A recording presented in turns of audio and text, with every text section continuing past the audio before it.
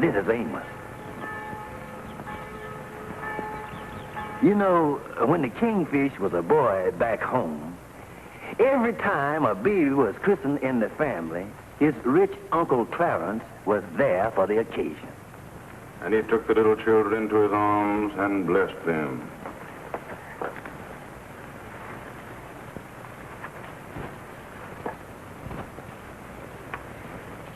And every time a baby was born in the family, Uncle Clarence gave the parents a check for $500.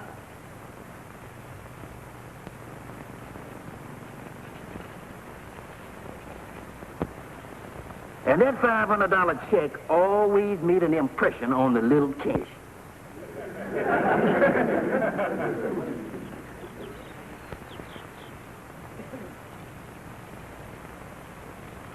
Yes, sir, in his boyhood, the Kingfish attended a lot of family Christmas.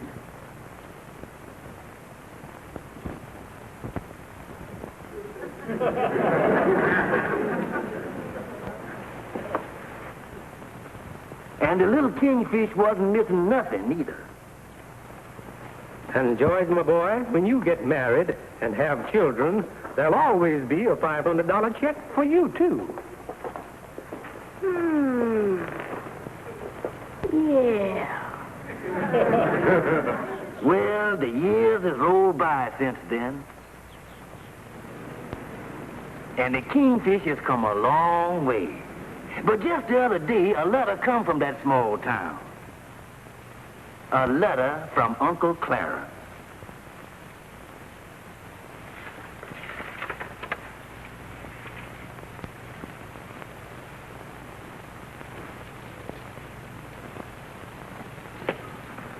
Well, that's your taxi, honey. You ain't got but 45 minutes till train time. No, George, it's a special delivery letter from your Uncle Clarence back home. Oh. He's arriving in New York the day after tomorrow. George, would you be more careful? You say Uncle Clarence is arriving in New York tomorrow? Yes, George. He says it's his first trip up here in 15 years.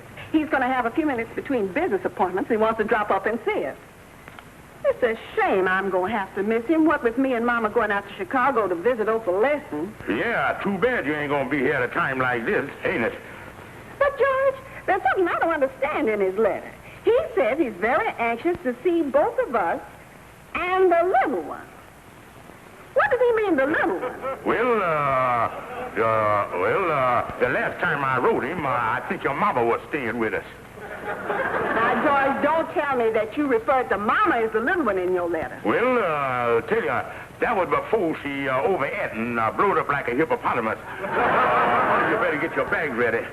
George, ain't this the Uncle Clarence that always gives a member of your family $500 when they have a baby? Well, I think I recall something about that. George Stevens, did you by any chance write your uncle that we had a baby so you could get $500? Me? Why, Sapphire, how could you ever suspect I'd do a thing like that? I'll tell you, honey. Sound like your taxi, honey.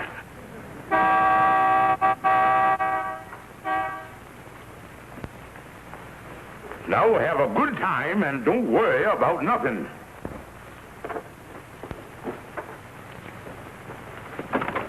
Be sure you're right. Goodbye. Bye. George, that letter from your uncle has got me upset. Is you sure you didn't write him we had a baby? Honey, how could you say anything like that? Do you think I'd do anything that underhanded to my own dear uncle? Why, Sapphire. Well, George, I guess even you wouldn't do a thing like that.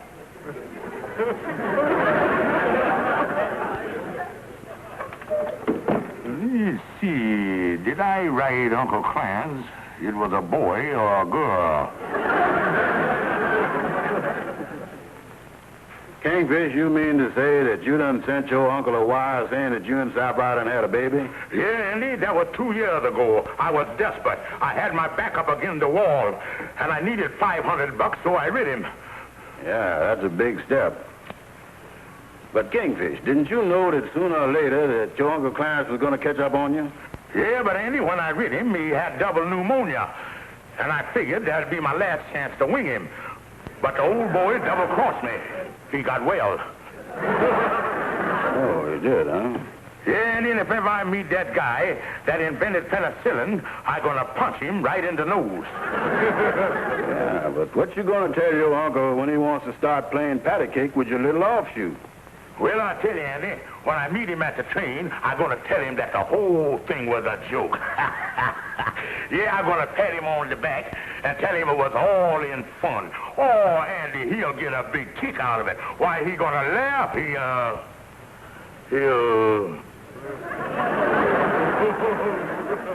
Kingfish, something tells me that them ha-has ain't gonna be as jovial as you think they're gonna be. Yeah, I tell you, Andy, Uncle Clarence never was noted for his sense of humor.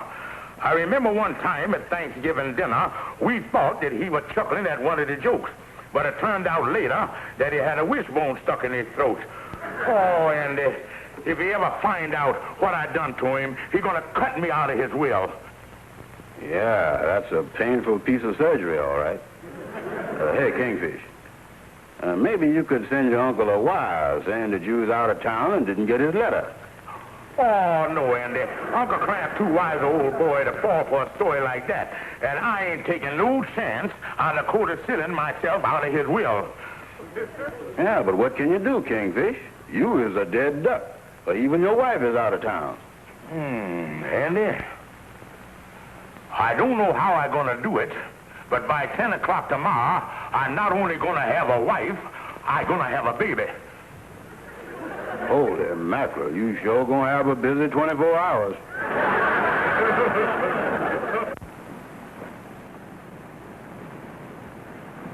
Hey, Andy. Oh, hi, Amos. You have to excuse me, I'm in a hurry. Oh, where you going, son? I going over to see Carlotta Montgomery. Oh, yeah, your new girlfriend. She's a cute little girl, all right. I'm gonna take her over to the Kingfish. You taking her to the Kingfish? Yeah, you gotta have a wife by 10 o'clock. Well, I'm glad you got in town all right, Uncle Clarence. What time will we expect you? Well, George, I'll be up to your place around 10 o'clock. But I won't have much time to spend with you and your family. I'm just loaded down with business appointments. Well, we'll expect you, Uncle Clarence. As a matter of fact, I'm rounding up my family right now. Goodbye.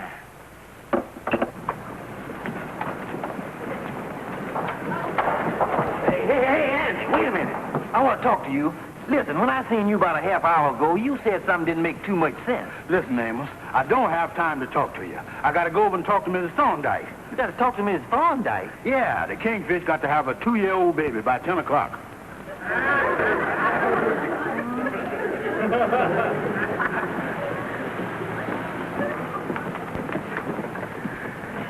Well, there he is, Kingfish. One wife and one baby.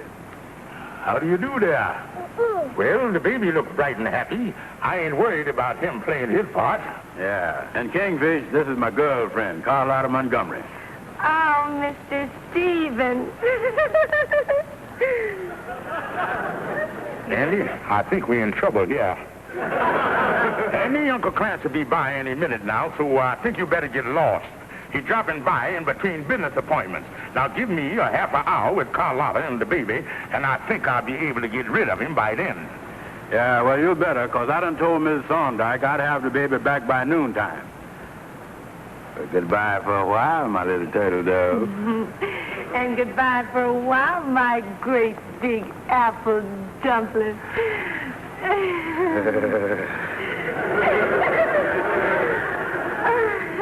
Carlotta?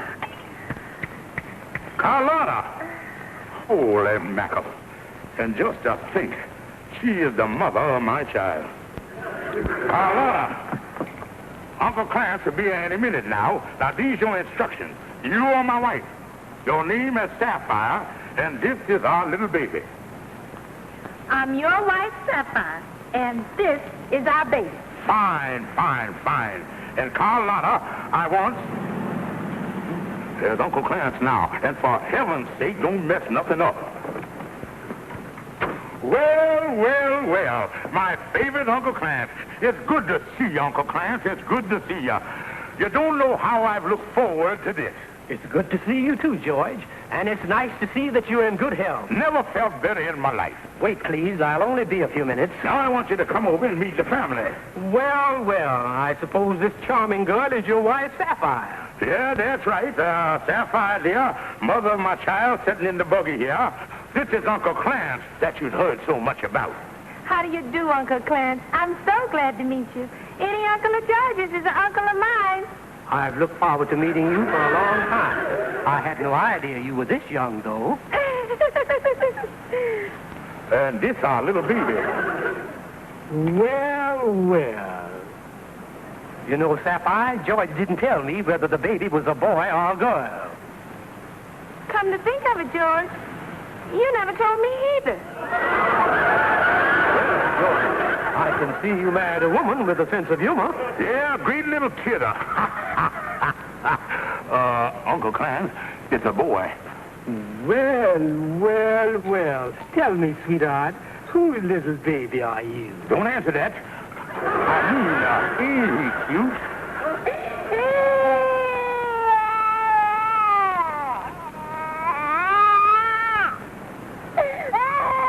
Sapphire, do something. What do I do? I don't like to interfere, George, but I'd say this baby's hungry. Yeah, go in the apartment and get the baby something to eat. All right, George. Oh, but George, which one is our apartment? Your wife don't know which apartment you live in? Uncle Clarence, would you step over here a minute? What is it, George? Uncle Clarence, I think you done discovered the one flaw in my sweet little white personality. She's stupid as a mule. Stupid? But she has such a clever little baby. Well, the old law of the jungle, the theory of evolution. The offspring always spring higher than what is sprung off of. But the important thing is she seems to be a good mother and devoted to the baby. Oh, a wonderful girl, a wonderful girl. Must you be running, Uncle dear? Well, I wish I could spend more time, but I have a business appointment at 11:30. Now, ain't that a shame?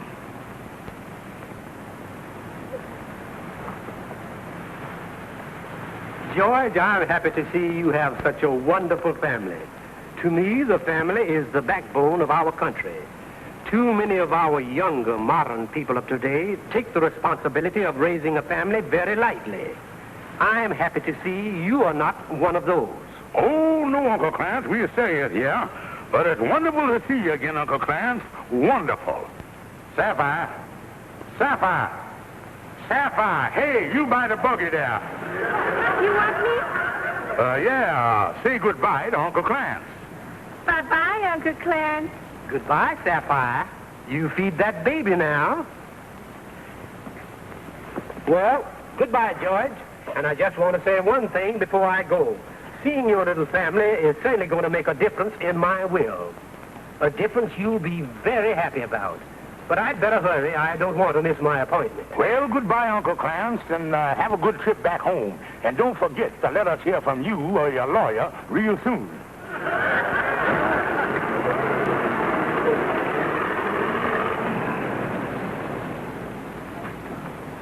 All right, Carlotta, you and the kids can blow now. The show is over.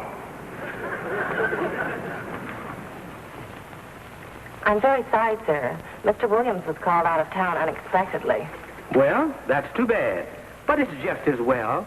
I can now go back and spend a little time with my little nephew before my train leaves. Goodbye. Goodbye. Well, honey, we'll get the baby back to Mrs. Thorndyke, and then maybe you and me can go for a little walk by ourselves, eh?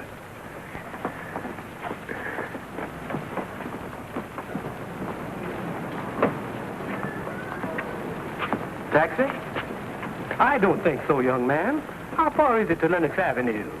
Well, it's about 6 blocks. It's a little short if you cut through the park. Thanks very much. The walk will do me good. Yeah.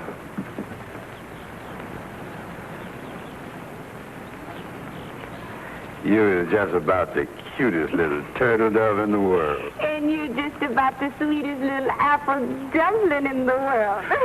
Oh, honey, I was just crazy about you. And I'm just crazy about you, too. Yeah, and... Mister, will you please go away? We ain't giving no performance here, you know. Sapphire, what is the meaning of this? Uncle Clarence, Uncle Clarence. And I thought you were the perfect mother, and now I catch you with this man. But you don't understand. Understand? Huh. We may not be onto your city ways back home, but this is one thing we understand all over the world.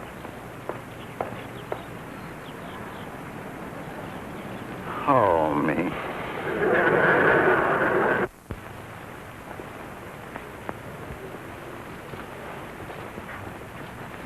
And that's the story, Calhoun, just as it happened. I see. You told your uncle that you had a baby so that you could get $500. That's right. And then you introduced this gal Carlotta to your uncle as your wife, Sapphire. Yeah, Calhoun, and that's when the trouble started. Uncle Clarence was walking through the park, and there on a bench right before his very eyes was Carlotta with her arms around Andy, just sitting there smooching with the boy like mad. Any more questions, Calhoun? Yes, there is. What does this gal Carlotta's telephone number? Calhoun, I tell you, he's leaving on the 5:15, and if I don't think of something fast, he's going to cut me out of his will for sure. Now, calm down, Kingfish, calm down.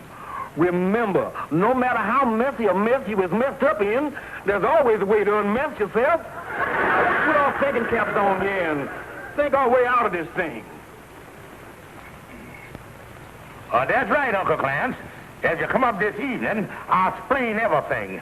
Well, all right, George. I've postponed my reservations. I don't want to condemn anyone unjustly. But, George, I won't tolerate any nonsense. I told you I have no use for people who don't respect their marital vows. Oh, thank you, Uncle Clarence. Thank you. Then I'll see you tonight about 7. Hey, where you going in such a hurry, son? Come in. I'm in a hurry, Amos. I'm going over to see Carlotta Montgomery. You going over to see Carlotta? Yeah, and then I'm going over to see Mrs. Thorndike. You is, huh? Yeah, at 7 o'clock tonight, the Kingfish is going to have a baby again.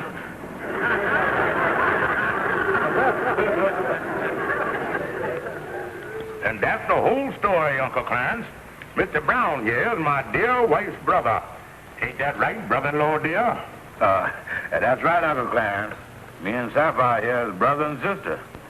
But, George, in the park. Oh, well, the whole family happened to be very close. A very affectionate family. Why, the sweetest people you could meet any place. George, you don't have any ulterior motive for telling me a story like this, do you? Oh, no, Uncle Clarence. Why would I want to do anything like that? This is the truth, the whole truth, and nothing but the truth. I give you my sacred word of honor. You keep out of this and eat your bathroom. Well, Uncle Clarence, you got 2 more hours till train time. And we done cooked a wonderful dinner for you. Sapphire, get the steaks. And when it comes to steaks, excuse us. Hello? Hello, George. This is Sapphire. Oh, it's you. Business call. Well, how's everything out in Chicago? I ain't in Chicago. I'm here in New York. What? Yes, Opalescent is feeling much better, so I left Mom out there and come on home. I'm here in the station now. I'll be up there just as soon as I can get a subway. I'll be there in about 20 minutes. A little trouble on that business deal we in, Mr. Brown. Business deal? Yeah, that shipment we sent out to Chicago 2 days ago is back at the depot. Kingfish, this shipment you is talking about, is that the old crate that we usually have so much trouble with? Well, I see we all finished with our grapefruit here. Nice day, is it, Uncle Clarence?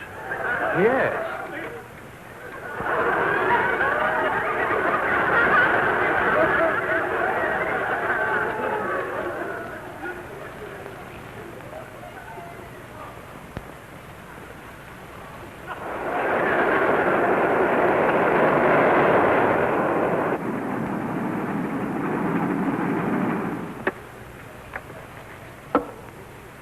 Here you are, Uncle Clarence. Thank you, Sapphire.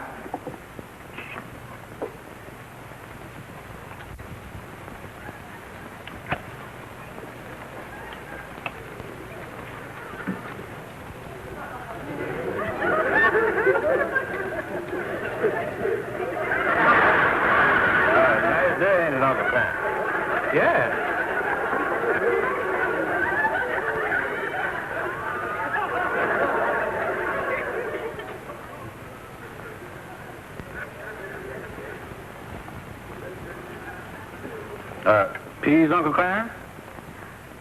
Yes.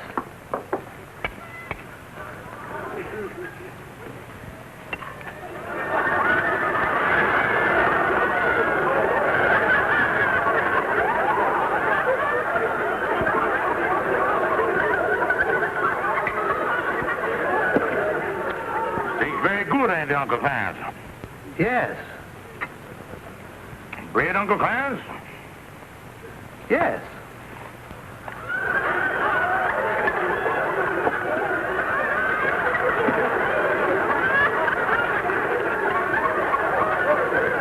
Peas is good, ain't they, Uncle Clarence? Yes. Will you have room for dessert, Uncle Clarence? Nice day, ain't it, Uncle Clarence? Yes.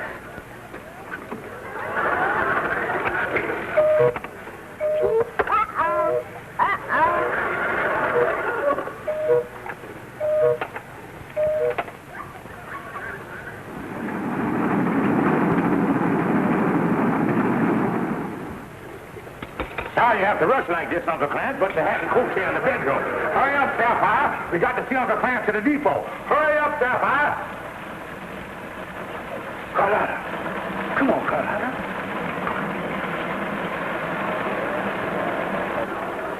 Hurry up.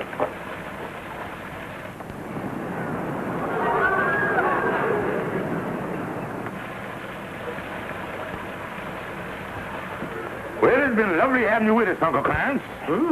I've never seen an eating fast this fast before.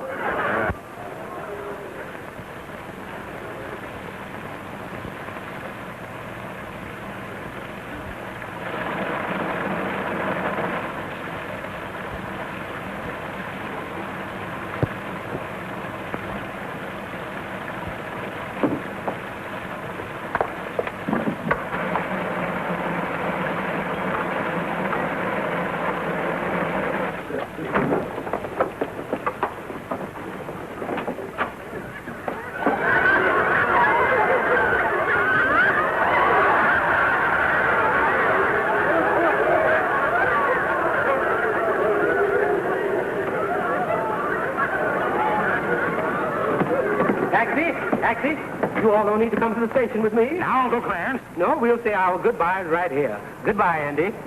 Goodbye, Sapphire. Bye. And goodbye to you, too, you sweet little baby. And goodbye, George. I'm happy to see you're one man who takes his marriage seriously. A man who is devoted to his family.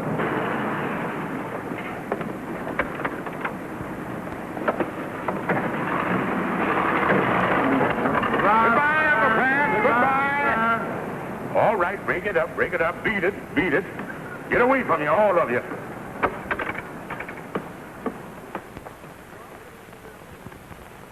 George Stevens, what's going on here?